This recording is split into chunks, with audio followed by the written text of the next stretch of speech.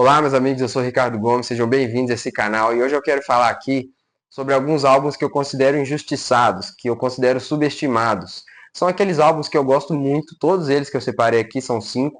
Eu gosto demais, adoro esses álbuns, todos têm músicas excelentes, mas por N motivos eles acabaram passando despercebidos, passaram batido aí dentro da discografia das suas respectivas bandas, não caíram nas graças do público, mas eu gosto demais, eu acredito que eles merecem ser mais valorizados, certo? Mas antes de começar a falar disso, eu peço que você se inscreva aqui nesse canal, peço que você deixe o seu like no vídeo se o assunto te interessar, envie para grupos de música, para algum amigo seu que também goste do assunto, certo? Então vamos começar. O primeiro álbum que eu quero falar aqui hoje é da maior banda de metal do mundo, que é o Metallica, e eu estou falando do Death Magnetic, de 2008. É um álbum subestimado, tá? Assim, quando a gente está falando de Metallica, não tem um álbum assim que ninguém gosta, porque é uma banda muito grande. Mas dentro da discografia do Metallica, eu acho que esse álbum aqui, ele é deixado de lado, sim. E para mim isso tem um motivo muito claro, né? É um motivo técnico, porque o que acontece?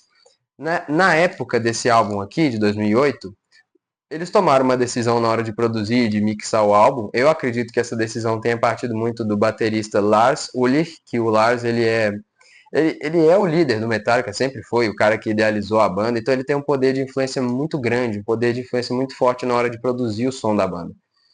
Ele deve ter tomado uma decisão ali na hora de deixar o som da bateria muito alto. Então, quando você vai mixar a bateria, se você deixa o som muito alto, pode ser que acabe tendo um estouro, né? O som ultrapassa um limite ali agradável e acaba estourando. Foi o que aconteceu com a bateria dele nesse álbum aqui, principalmente no tambor da caixa. A caixa dele está muito estourada, muito alta. Isso incomoda às vezes, sim, mas na minha opinião não tira o valor desse álbum porque as músicas aqui são excelentes, todas as músicas do álbum. É um grande disco, vendeu bem, mas acaba sendo deixado de lado por conta disso, certo? Eu acho que é um álbum muito importante porque foi o retorno do Metallica para aquele som clássico, aquele som pesado, com músicas mais longas, né, bem mais agressivo do que o som que estava sendo feito anteriormente no Saint Anger ou naqueles álbuns dos anos 90. Então eu acho que é um grande, grande disco. As músicas aqui são incríveis. A abertura That Was Just Your Life é uma música grande que lembra aquele Metallica clássico dos anos 80. The End of the Line tem riffs excelentes, muito agressivos. Broken Beat and Scar também. The Day That Never Comes é um clássico, né? Que todo mundo aí que gosta de Metallica adora. Uma música mais longa, lembrando a One, né? Falando aí sobre temáticas de guerra, com aqueles interlúdios. Depois vem uma parte mais pesada, muito solo. Grande, grande música. Enfim, várias músicas incríveis aqui. Tem a terceira parte da The Unforgiven, que é a The Unforgiven 3, que eu acho linda demais e muita gente não gosta. Subestima mesmo essa música que eu acho maravilhosa. Tem uma abertura ali quase que orquestrada com as cordas, né? Melodia linda do James Hetfield cantando. Uma grande, grande música, na minha opinião. Tão boa quanto as duas primeiras Unforgiven, né? Tem aqui My Apocalypse, então é um grande, grande álbum, subestimado infelizmente. Se você não conhece, pode conhecer, que é o Death Magnetic do Metallica. Grande álbum. Agora eu vou falar de Brasil, né? Vamos pro Angra. O que aconteceu com o Angra? Quando eles trocaram pela segunda vez de vocalista, quando o Fábio Lione entrou na banda, eles estavam vivendo um momento meio estranho, meio conturbado da formação, que não era muito certo ali se o Fábio Lione seria de fato vocalista, se aquela formação iria se manter. E entrou também um baterista novo, que é o Bruno Valverde, substituindo ali o Ricardo Confessori. E aí eles lançaram, em 2013, esse álbum aqui, que é o Secret Garden, que é muito, muito, muito deixado de lado. As pessoas não gostam tanto dele assim, e eu acho que isso é uma grande injustiça, porque o que acontece? Eu acho que no caso do Secret Garden, as pessoas reclamam muito pelo momento que a banda estava vivendo. O argumento costuma ser, no Secret Garden a banda estava meio instável. Muitas músicas aqui não são cantadas pelo vocalista principal, que é o Fábio Lione, então tem muitas músicas que o guitarrista Rafael Bittencourt canta, tem muito convidado, tem a Simone Simons do Épica, tem a Doro, enfim. E assim, fica uma coisa meio em cima do muro ali. Só que quando você avalia a obra como um todo, é um disco excelente. Eu adoro esse álbum aqui, é um dos meus favoritos do Angra. Eu acho assim, da fase do Fabrione é o meu favorito. Gosto mais dele do que do mais recente, do Angra, que é o Cycles of Pain, porque as músicas aqui são sensacionais. E tem aqui um trabalho de guitarra do Kiko Loureiro espetacular, como sempre. A bateria do Bruno também sensacional. Os vocais do Fablione no ponto, excelentes.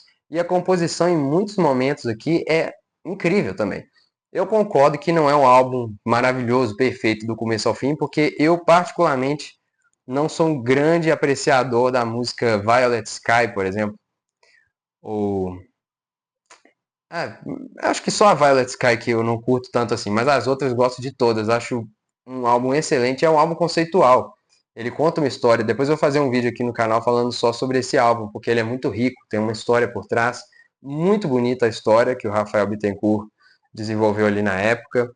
E assim, falando das músicas, né? A abertura, Newborn Me, muito Angra, cheia de partes progressivas, riffs ali mais complexos de guitarra com o Kiko Loureiro e o Rafael.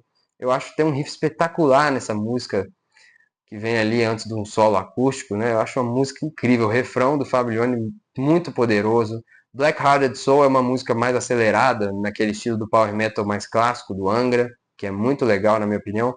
Final Light tem uma pegada um pouco mais obscura, com os riffs mais pesados.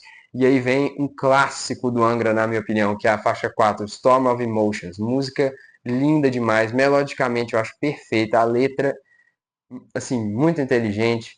Composição ali do Felipe Andreoli, né? Para mim a melhor música que ele fez até hoje no Angra foi Storm of Emotions. Eu adoro muito essa música, o refrão é muito impactante, ainda sobe o tom no último refrão para emocionar mais ainda, né? Fablione canta uma oitava acima e assim, demais, grande música. A faixa título Secret Garden é um momento marcante da história do álbum, que depois eu vou comentar aqui, mas é uma música cantada pela Simone Simons do Epica, que eu sou muito fã também. E eu acho maravilhosa a música, muito subestimada. Muita gente não gosta dessa música porque não curte muito esse metal sinfônico, a voz da Simone, ou às vezes não prestou atenção na música, na letra, na história que está sendo contada. Mas eu acho uma música incrível que foge do padrão do Angra de uma forma magistral.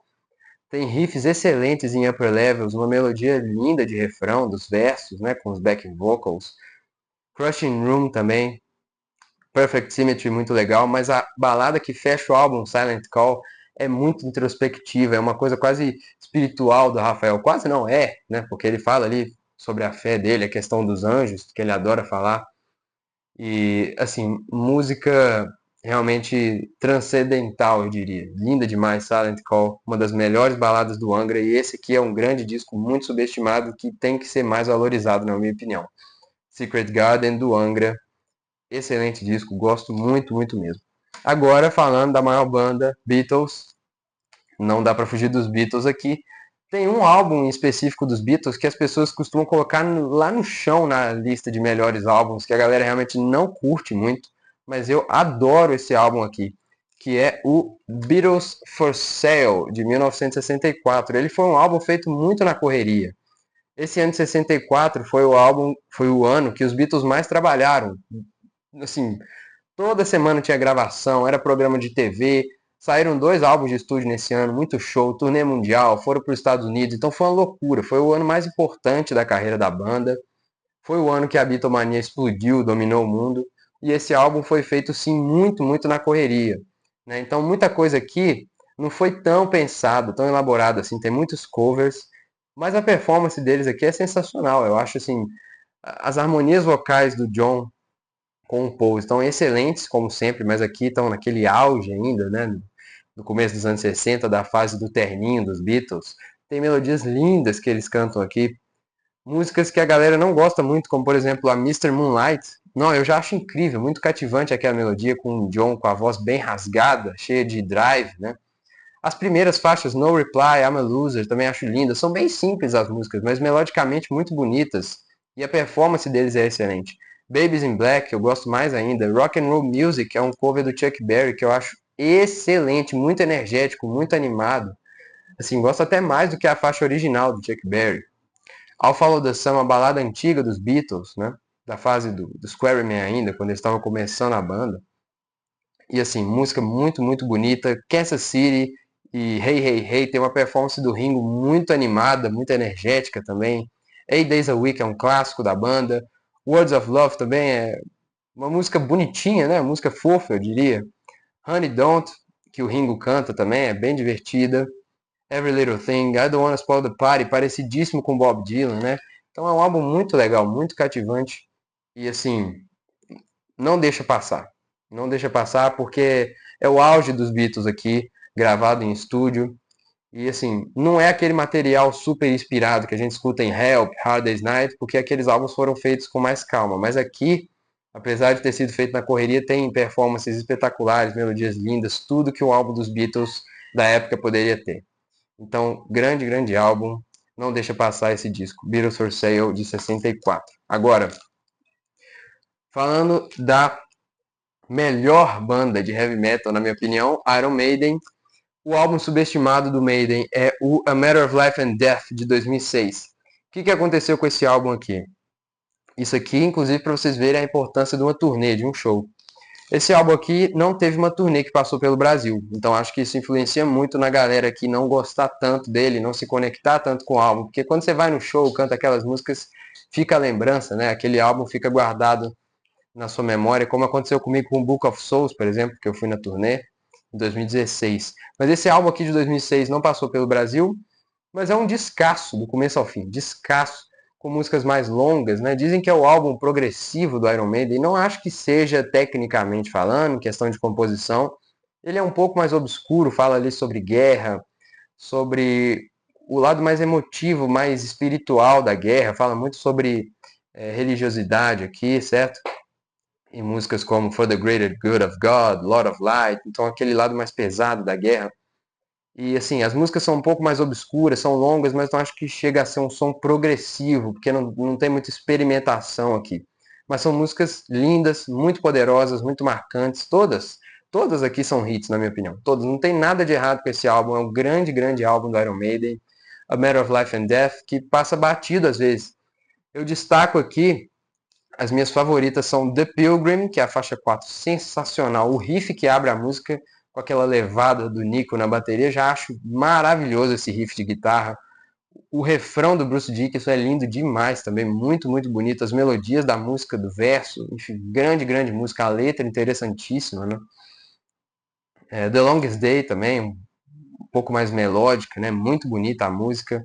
Out of the Shadows, mesma coisa. E tem uma música maior, mais épica, que eu acho que é o ápice do álbum, que é For the Greater Good of God. Tem aqui 9 minutos e 25, mas assim, muito marcante. Tem aquele refrão repetitivo, seguido por um riff de guitarra muito legal.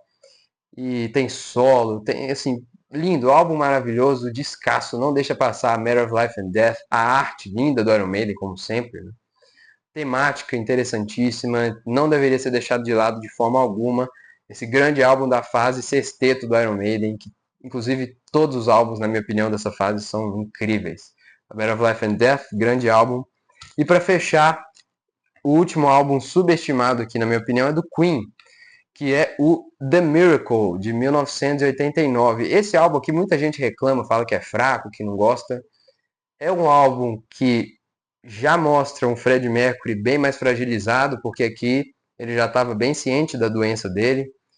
A doença já estava mais avançada, você vê que a voz dele fica um pouco mais fraca, um pouco mais magra, né? Um pouco menos de potência, mas mesmo assim está cantando absurdos, tá afinado, tem drive, tem potência na voz dele, só menos do que antes, a gente vê ali, né? Infelizmente o que a doença estava fazendo com ele. Mas assim, é um grande álbum. Eu gosto muito, muito desse álbum aqui. A capa assusta um pouco, né? É meio horrenda, assim, você olha, você fica meio, ih, não sei, né? E você assusta um pouco com o início do álbum, porque ele abre com umas duas músicas um pouco mais simples, mais animadinhas daquele rock tradicional do Queen, que é a Party e a Khashoggi's Ship. São músicas que são realmente um pouco mais fracas, um pouco abaixo ali do restante, mas dão uma animada para iniciar o álbum, e aí vem a terceira faixa, que é a título, The Miracle, que aí sim já é uma grande música, com um clipe também muito legal, com as crianças interpretando os membros do Queen, né? Música muito, muito bonita. A letra do Fred Mercury muito cheia de esperança ali, né? Falando sobre as coisas boas da vida, sobre os milagres que acontecem diante de tanta tristeza, tanto sofrimento. Então, assim, liricamente é maravilhosa, musicalmente muito interessante também. Aí vem um clássico da banda, I Want It All, grande, grande música do Queen, guitarra linda do Brian May, cheia de solo, guitarra muito, muito marcante, as melodias incríveis, grande música do Queen, I Want It All. The Invisible Man é uma faixa mais dançante daquela era imitando aquela fase disco do Queen, né? E eu acho sensacional essa música, com os vocais ali, né? Você tem ali o Roger Taylor, tem um momento para cada músico brilhar nessa música, né? Brian May, o John com seu baixo, cada hora um dá o seu show ali, uma música dançante, animada, gosto demais. Breakthrough também, melodicamente, é muito interessante, refrão bonito que gruda na cabeça.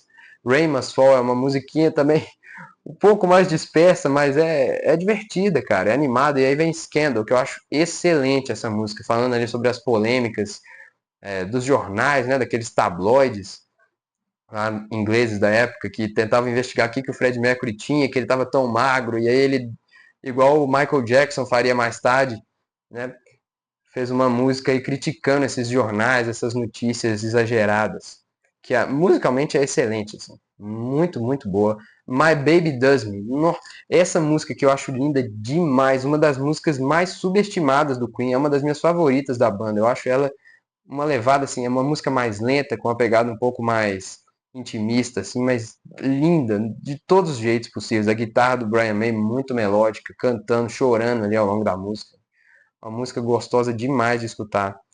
Was It All Worth It também muito bonitinha, que fecha o álbum. E aqui é um grande álbum, né? Subestimado, infelizmente, não deveria ser, mas é Queen, Fred Mercury aí, infelizmente não tão bem, mas mesmo assim mandando bem demais nos vocais. E é um grande álbum do Queen que não deveria ser deixado de lado, The Miracle, certo?